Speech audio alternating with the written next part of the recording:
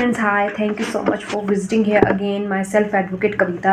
आज इस वीडियो में बेसिकली मैं कोई ऐसे लॉ टॉपिक के बारे में बात नहीं करने जा रही हूँ। मेरे माइंड में काफ़ी टाइम से एक वह पॉइंट आ रहा था कि जो न्यू कमर एडवोकेट्स हैं, स्पेशली जो LLB के बाद प्रैक्टिस ज्वाइन कर रहे हैं या कर चुके हैं, उन्हें थोड़ा टाइम हुआ है प्रैक्टिस ज्वाइन किए हुए, कुछ बेसिक टिप्स हैं, कुछ बेसिक पॉइंट्स हैं जो मेरे माइंड में आ रहे थे, जो मैंने अपने स्टार्टिंग डेज में प्रैक्टिस में है जो नोट किया था कि भाई मैं अगर उन गलतियों को ना करती तो कुछ प्रैक्टिस में मेरा और इम्प्रूवमेंट हो सकता था, मेरी और ग्रोथ हो सकती थी। तो वही पॉइंट्स हैं जो मैं बेसिकली आप लोगों के साथ है जो इस वीडियो में शेयर करने जा रही हूँ। Hello friends, hi, myself advocate Kavita. अगर आपको वीडियो सुनने के बाद अच्छी लगती है, please do subscribe my channel and like this video. तो फ्रेंड्स, हम स्टार्ट करते हैं। बेसिकली क्या है कि अगर आप एडवोकेसी में आ चुके हैं या आप आने की सोच रहे हैं तो बेसिकली आपको क्या पॉइंट्स हैं जो माइंड में रखने हैं, जो आपके करियर के लिए बहुत एसेंशियल पॉइंट्स होने वाले हैं, जो ग्रोथ में आपके बहुत ज़्यादा रोल प्ले करेंगे। सबसे पहला पॉइंट ये है कि जब आप किसी सीनियर को ज्वाइन करते हैं, क्योंकि फ्रेशर जो एडवोकेट्स हैं वो स्टार्टिंग में किसी ना किसी सीनियर को ज्वाइन करते ही करते हैं और करना भी चाहिए। और जब ज्वाइन करते हैं तो बेसिकली वहाँ पर क्या होता है कि आप कोर्ट में डेली आ रहे हैं, अपना प्रीशियस टाइम निकाल रहे हैं, और जो फ्रेशर एडवोकेट्स होते हैं वो साथ में एग्ज़ाम की प्रिपरेशन भी करते हैं, तो अपने टाइम को एक्सक्यूज़ करते हैं फॉर प्रैक्टिस के लिए। तो बेसिकली जब वो प्रैक्टिस के लिए आ रहे हैं कोर्ट में और अपने टाइम को वो वहाँ पर कोर्ट में शो करना चाहते हैं। अब यहाँ पर शो करने से क्या मतलब है कि आपकी जो अपीयरेंस है डेली जो आप कोर्ट में आ रहे हैं, क्या वो कहीं पर शो कर रहे हैं आप? अब इसका मतलब क्या है, जैसे आप डेली कोर्ट में जा रहे हैं, अराउंड आपको 1 मंथ हो गया, 2 मंथ हो गया है, ठीक है, तो यहाँ पर आप अपने कितने सीनियर के साथ जो आप प्रैक्टिस कर रहे हैं, कि आप सिर्फ वहाँ पर ऑब्जर्वेशन है आपका, कि सिर्फ आप केसेस को ऑब्जर्व कर रहे हैं?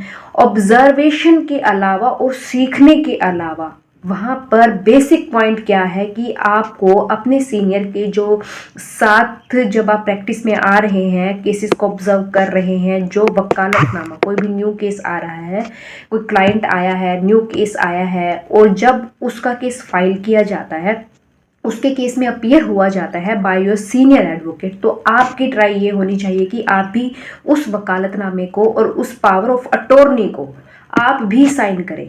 आप डेली कोर्ट में आ रहे हैं, जा रहे हैं, आ रहे हैं, जा रहे हैं, लेकिन आपकी अपीयरेंस कहीं पर भी मार्क नहीं हो रही है, तो कोर्ट में आने का कोई फ़ायदा नहीं है।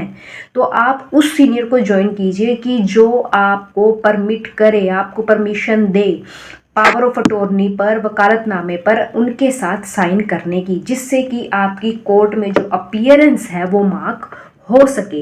अगर आप डेली कोर्ट में आ रहे हैं, कोई वकालतनामा साइन नहीं कर रहे हैं, कहीं पर आपका किसी ऑर्डर में नाम नहीं आ रहा है, आप क्योंकि आप फ्रेशर एडवोकेट है तो आपको कोई क्रॉस के लिए भी परमिट स्टार्टिंग में सीनियर एडवोकेट्स नहीं करते। कोई बहुत अच्छे एडवोकेट्स हैं वो बोल देते हैं, कोई छोटा मोटा अगर कोई केस है, बिल्कुल मतलब कि इतना कॉम्प्लिकेटेड केस नहीं है, वहाँ पर सीनियर्स अलाउ कर भी देते हैं। जब आप उसको साइन कर रहे हैं तो उसको आप ज़रूर कीजिए। ये आपका फर्स्ट पॉइंट हो जाता है, तभी आपकी जो अपीयरेंस है वहाँ पर आपकी शो होगी। अदरवाइज आ रहे हैं, सिर्फ ऑब्जर्व कर रहे हैं, जा रहे हैं, वकालतनामा कोई साइन नहीं कर रहे हैं, तो वहाँ पर आपकी ऑब्जर्वेंस के साथ साथ अगर अपीयरेंस मार्क नहीं हो रही है तो उसका कोई फ़ायदा नहीं है। फर्स्ट पॉइंट यह जाता है। अब सेकेंड पॉइंट यहाँ पर मैं आपको जो बताना चाहती हूँ कि यहाँ पर वकालतनामा साइन करना क्यों ज़रूरी है। ज़्यादा लंबा चौड़ा हम इसको नहीं करेंगे। सबसे पहले आपको ये ध्यान रखना है कि आपको वकालतनामा तो और पावर ऑफ अटॉर्नी में ये एक ही चीज़ होती है, इसको साइन करना ही करना है। सेकंड पॉइंट मैं आपको क्यों बोल रही हूँ साइन कीजिए। क्या होता है कि अभी रिसेंटली भी सुप्रीम कोर्ट के द्वारा गाइडलाइंस दी गई थी कि भाई जो वेरिफिकेशन है एडवोकेट्स की स्टेट लेवल है कंडक्ट की जाएगी।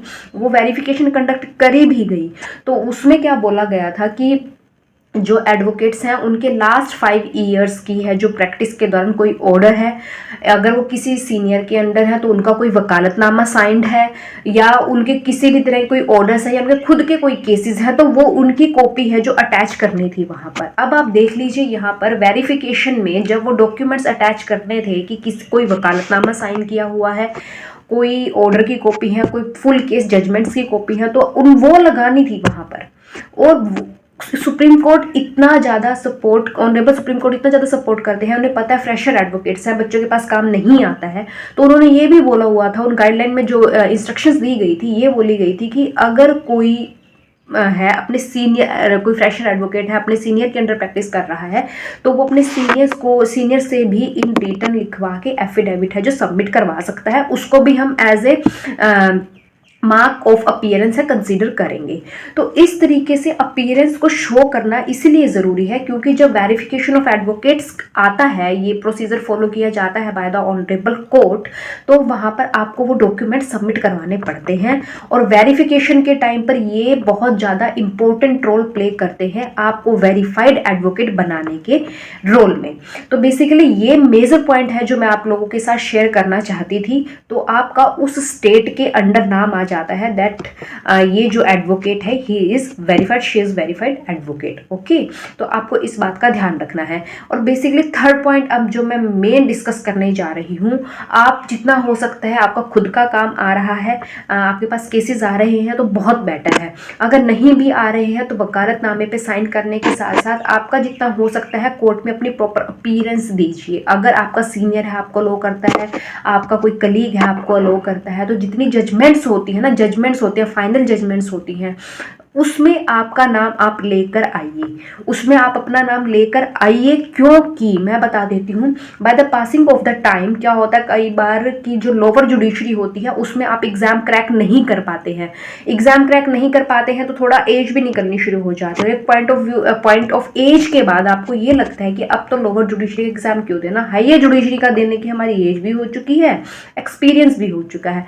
पर अगर आपके पास इतना काम नहीं है या आप अनदेखा करते रहे हैं कि आपने कोई ट्राई नहीं किया है कि भाई आप अपनी पावर ऑफ अटॉर्नी साइन करें या प्रॉपर जजमेंट्स में है जो अपना नाम लेकर आए फ्रेंड के कलीग के केस के थ्रू या कुछ भी ऐसे तरीके से आप एफर्ट नहीं डालते हैं, तो बेसिकली आपको मैं यहाँ बता देती हूँ जो हायर जुडिशरी का जो एग्ज़ाम होता है, मोस्टली स्टेट्स में हायर जुडिशरी का जो एग्ज़ाम होता है उसमें 35 की एज के बाद ही आप एग्ज़ाम दे सकते हैं। और सेकंड पॉइंट ये है कि वहाँ पर नंबर ऑफ जजमेंट्स मांगते हैं आपके नाम की, वो हर स्टेट की अलग अलग है, किसी में नहीं भी मांगते, लेकिन मोस्टली में ये कंडीशन है वहाँ जजमेंट्स मांगते हैं। और जजमेंट्स में क्या है, वहाँ पर कोई मांगते हैं 20, कोई मांगता है 50, कोई स्टेट 50 की डिमांड रखता है, कोई 20 की डिमांड रखता है, कोई 25 की डिमांड रखता है। फिर उसमें वो क्या करते हैं, उसे कैटेगरी डिवाइड कर देते हैं कि 25 सिविल होने चाहिए और 25 है जो क्रिमिनल होने चाहिए। अगर 20 की है तो 10 सिविल 10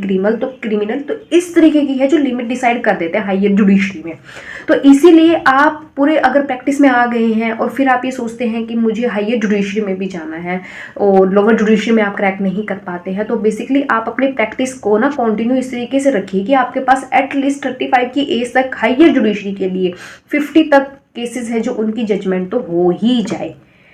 और लोअर जुडिशरी में करते हैं तो भी आप रखिए, क्या पता आने वाले टाइम के साथ है जो काफ़ी लोअर जुडिशरी में भी 3 साल का एक्सपीरियंस है मैंडेटरी किया जा रहा है, ठीक है।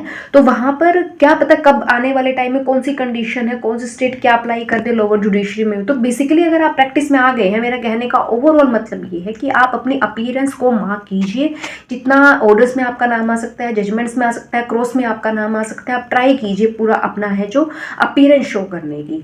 तो फ्रेंड्स मेरा यही पॉइंट था आप लोगों के साथ शेयर करने का कि अगर आप प्रैक्टिस में है तो कंटिन्यू रहिए और कंटिन्यू रहने के साथ साथ है अपनी ऑब्जर्वेशन है जो उसको क्लियर रखिए और साथ में अपनी जो प्रेजेंस है उसको मार्क करवाइए, आप पूरे एफर्ट डालिए।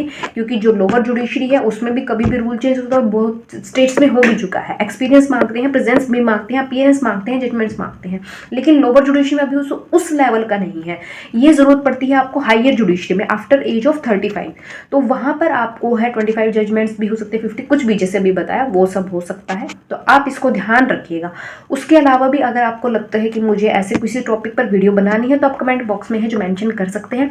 Thank you so much for visiting here. अगर आपकी वीडियो अच्छी लगती है प्लीज़ इसको शेयर कीजिएगा ताकि और फ्रेशर एडवोकेट्स हैं उनको ये हेल्प हो पाए। Thank you so much.